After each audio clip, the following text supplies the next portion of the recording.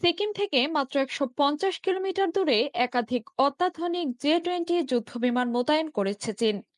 যুদ্ধবিমানগুলো আয়তনে অত্যন্ত ছোট, সহজে রাডারে ধরা পড়ে না।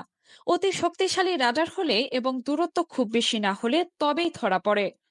ভূ রাজনৈতিক পরিস্থিতি বিশ্লেষণকারী সংস্থা অল সোর্স অ্যানালাইসিস সম্প্রতি কৃত্রিম উপগ্রহের তোলা ছবি প্রকাশ করেছে, যাতে সিকিমে ভারত সীমান্তের অদূরে চীনা বিমান ঘাঁটিতে অত্যাধুনিক যুদ্ধ বিমান মোতায়েন থাকতে দেখা গেছে।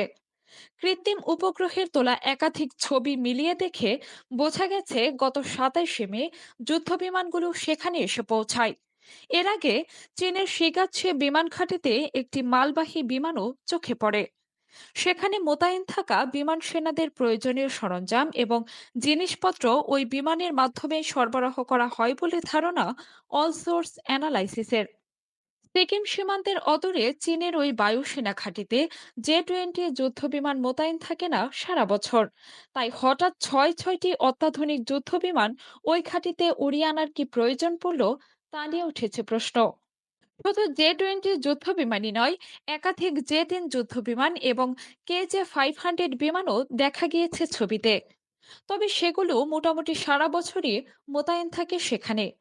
একটি সর্বভারতীয় সংবাদ মাধ্যমের পক্ষ থেকে বিষয়টি নিয়ে ভারতীয় বিমান বাহিনীর সঙ্গে যোগাযোগ করা হয়েছিল। বিষয়টি সম্পর্কে অবগত থাকলেও সিকিমের অদূরে জে-20 যুদ্ধ বিমান মোতায়েন নিয়ে কিছু জানাতে রাজি হয়নি তারা।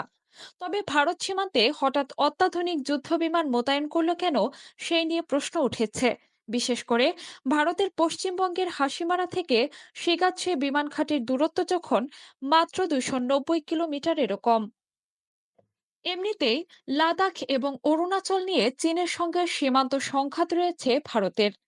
চীনের মোকাবিলা করতে ফ্রান্সে তৈরি রাফাল যুদ্ধ বিমান ভরসা হয়ে উঠেছে ভারতের।